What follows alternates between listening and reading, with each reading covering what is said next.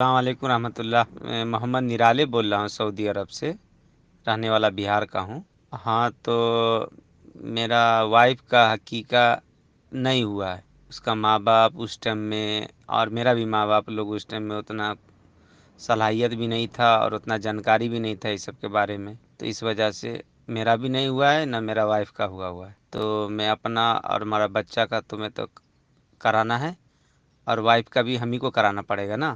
یہ ہمارے ایک بھائی صاحب ہیں سعودی عرب سے سوال کر رہے ہیں کہ ان کی وائف کا عقیقہ نہیں ہوا تھا، ان کے ماں باپ کو کوئی مسئلہ تھا، غریب تھے یا کیا تھا، کچھ بھی رہا ہو، لیکن بہرحال عقیقہ نہیں ہوا، تو اب ان کا عقیقہ ہو سکتا ہے کہ نہیں؟ تو دیکھیے، عقیقے کا اصل وقت 7واں دن ہے، 7ویں دن عقیقہ ہونا چاہیے۔ اگر 7ویں دن عقیقہ کوئی نہیں کرتا ہے تو بعد میں اس کے لیے عقیقے کا کوئی وقت نہیں ہے۔ یہ بالکل ایسے ہی جیسے نماز کا مسئلہ ہے کہ نماز کا ایک وقت متعین ہے، اس ٹائم نماز نہیں پڑھتا تو آگے کوئی وقت نہیں ہے۔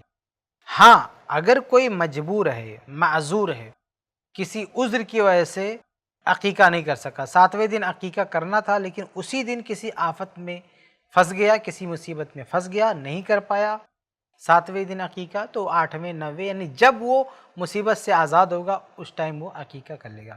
ایسے ہی جیسے نماز کا مسئلہ ہے، نماز ایک ٹائم پہ فرض ہے، لیکن اگر کوئی آدمی اس وقت نماز نہیں پڑھ سکا تو پھر بعد میں جب اس کو موقع ملے گا وہ پہلی فرصت میں نماز پڑھے گا۔ تو یہ سب سے پہلے ذہن میں رکھیں کہ عقیقے کا ایک وقت متعین ہے، 7واں دن، اس کے بعد اس کا کوئی دن نہیں ہے۔ بہت سارے لوگ یہ سمجھتے ہیں کہ عقیقہ جب چاہیں کریں، پوری لائف میں جب چاہیں کریں، ایسا نہیں ہے۔ یہ تو ایسے ہوگا نا جیسے کوئی کہ نماز جب چاہیں پڑھیں، یعنی 5 وقت کی نماز جب چاہیں، جب مرضی آپ پڑھ لیں 5 وقت کی نماز، نہیں، اس کا ایک ٹائم ہے، ایک وقت ہے۔ تو ایسے عقیقے کا بھی ایک وقت ہے، 7واں دن۔ 7واں دن عقیقے کا اصل وقت ہے۔ اگر کوئی جان بوجھ کر بغیر کسی عذر کے چاہتا ہے کہ کسی اور دن عقیقہ کروں تو اس کا عقیقہ نہیں ہوگا، اس کا کوئی فائدہ نہیں ہے۔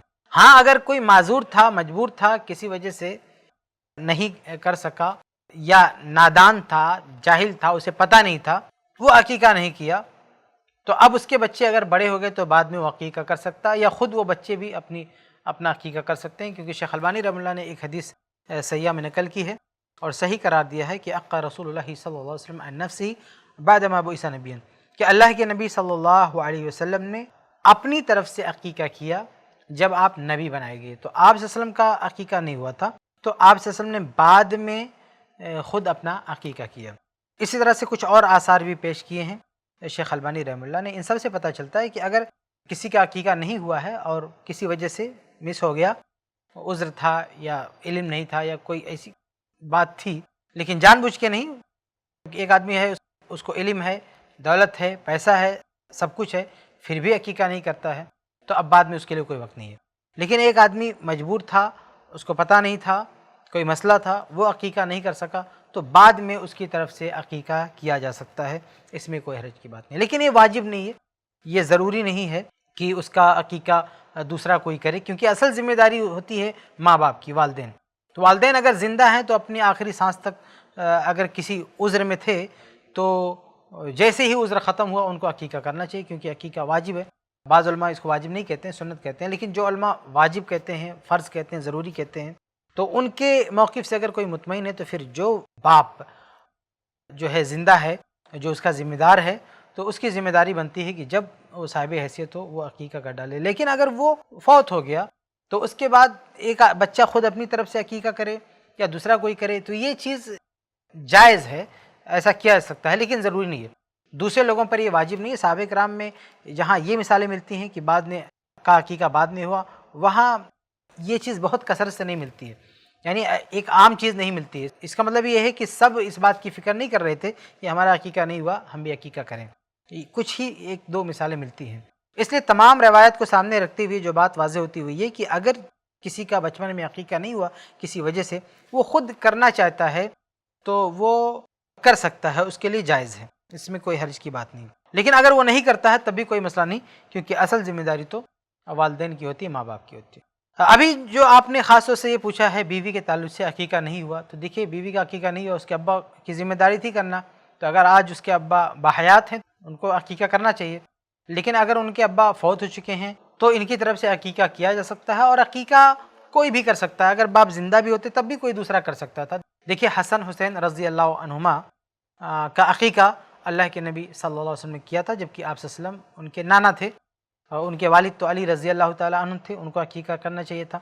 लेकिन अल्लाह के नबी सल्लल्लाहु अलैहि वसल्लम ने किया था, आगे बढ़कर किया था, तो इसका मतलब ये निकला कि एक नाना यानी बाप के अलावा कोई दूसरा भी अकीका कर सकता है। तो आपकी बीवी का अकीका नहीं हुआ, अगर उनके वालिद बहयात हैं उनको करना चाहिए, या कोई दूसरा भी कर सकता है, आप भी कर सकते हैं।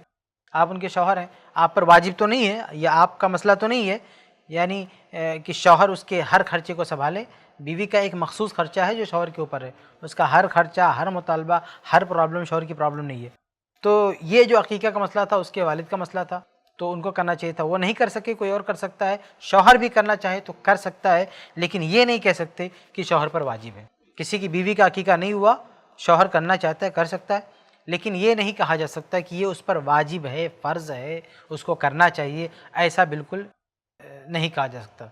तो खुलासा ये कि अगर किसी का अकीका नहीं हो सका है किसी वजह से, तो बाद में हो सकता है, बाद में किया जा सकता है। इसी तरह से किसी का अकीका नहीं हुआ है, उसके वालिद की ज़िम्मेदारी थी, वो नहीं कर सके, तो दूसरा भी कोई कर सकता है। तो आपकी बीवी का अकीका बाद में किया जा सकता है, और आप भी अगर करना चाहें तो कर सकते हैं, इसमें कोई हरज की बात नहीं। उम्मीद है कि आपको जवाब मिल गया होगा। ऐसे ही और वीडियोस बनाने में हमारी मदद करें। iPlus TV को जरूर डोनेट करें।